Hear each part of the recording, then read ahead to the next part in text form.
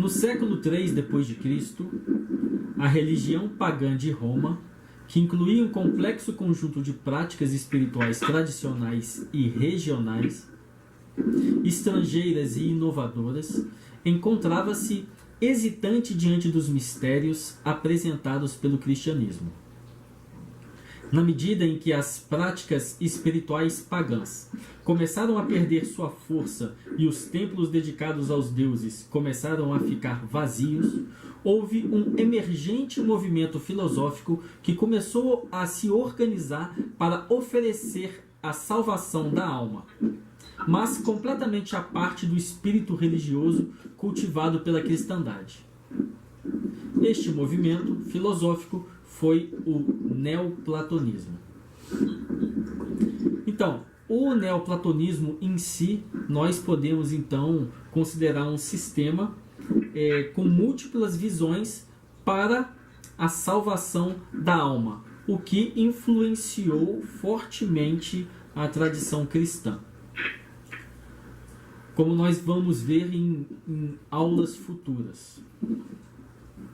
Como vimos anteriormente, o neoplatonismo foi um movimento liderado por muitos filósofos que não concordavam sobre todos os pontos. E esse foi o motivo pelo qual o cristianismo triunfou, pois onde o neoplatonismo oferecia uma diversidade de ideias, conceitos e práticas místicas e mágicas, o cristianismo era mais simples em teoria e no exercício. Qualquer teólogo dirá que a fé, doutrina e filosofia da cristandade não é fácil ou simples.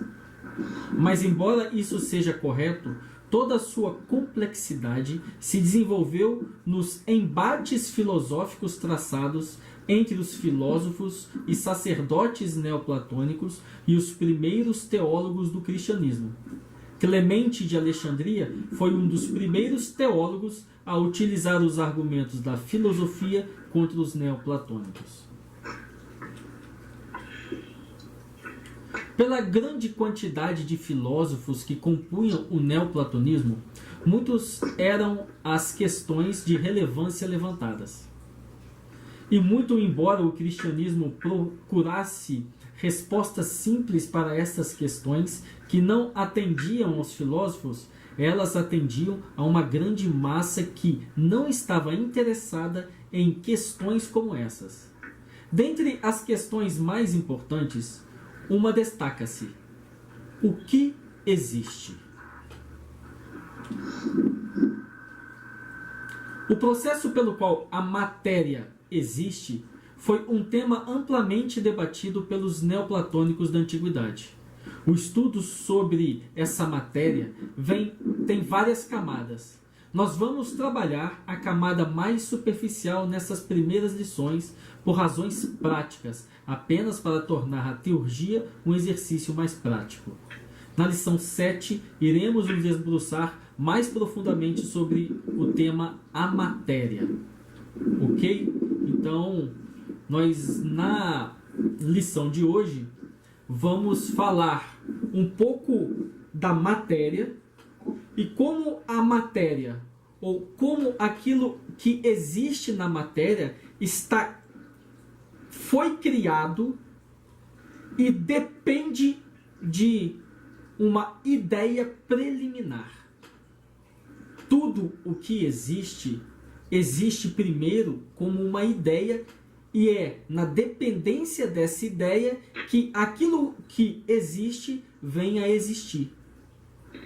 E é sobre isso que nós vamos tratar nessa lição de hoje.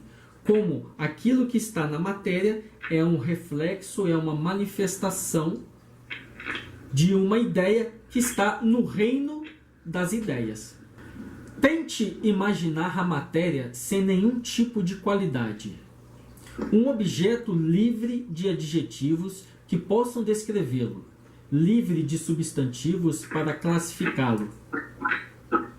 No fim, você chegará a um conceito que os filósofos chamam de chilé, uma palavra grega para matéria.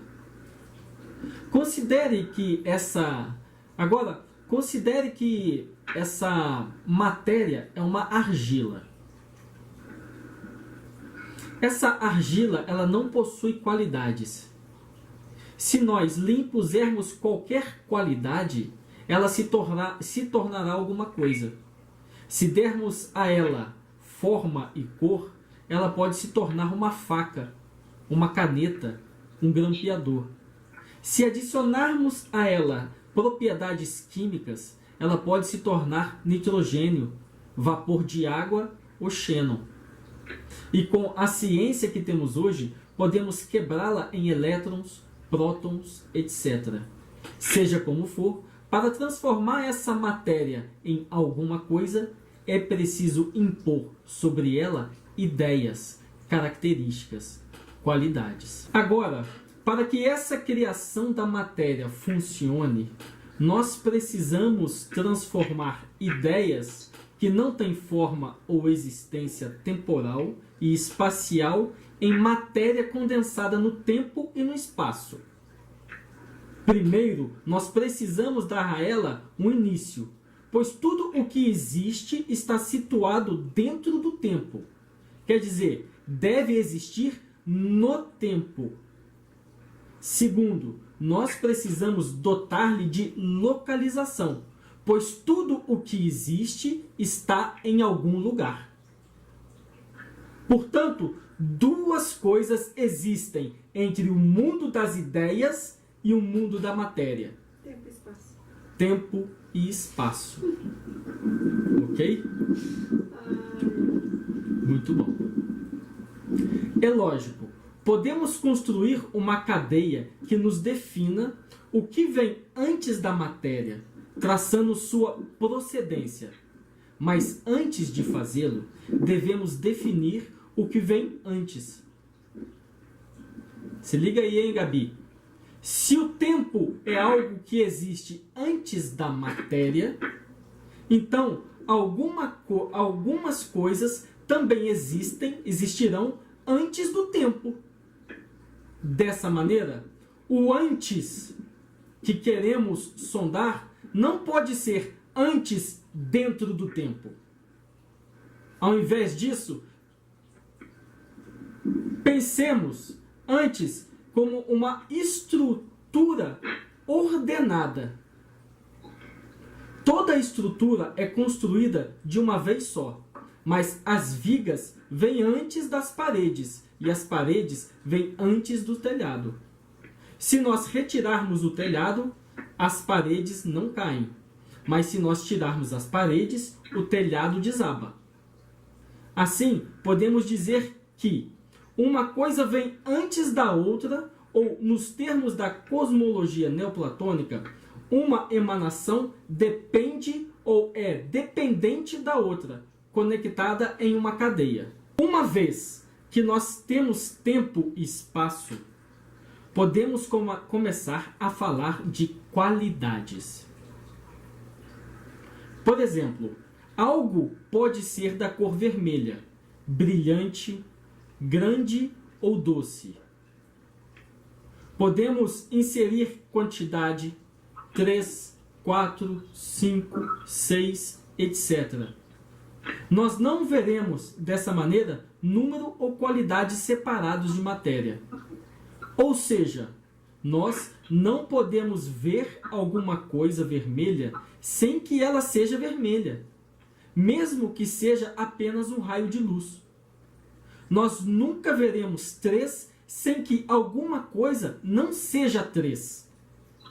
Mas nós podemos abstrair a ideia da cor vermelha e do número 3 de algum objeto. Isso significa que a ideia vem antes do objeto. Assim, a ideia existe antes da matéria, que apenas a reflete. Muito bom. Assim, temos tempo e espaço, qualidade e quantidade. As ideias sobre as coisas existem antes da matéria e esta depende das ideias. Remova o tempo, o espaço, a qualidade e a quantidade e você notará que a matéria não pode existir como a experimentamos. Então, tempo, espaço, qualidade e quantidade são ideias. E, como tal, na nossa experiência, existem apenas na consciência. No entanto, nossa experiência da consciência é material, quer dizer, é algo que experimentamos dentro do corpo.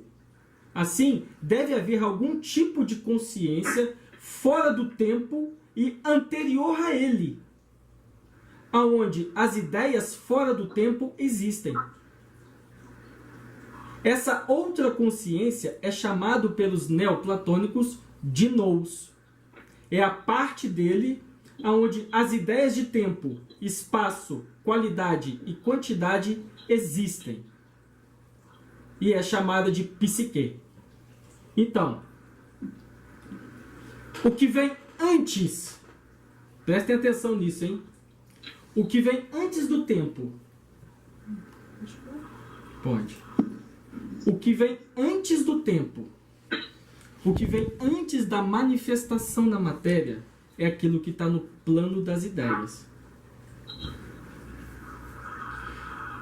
Então, uma pergunta você pode levantar. Bem, peraí.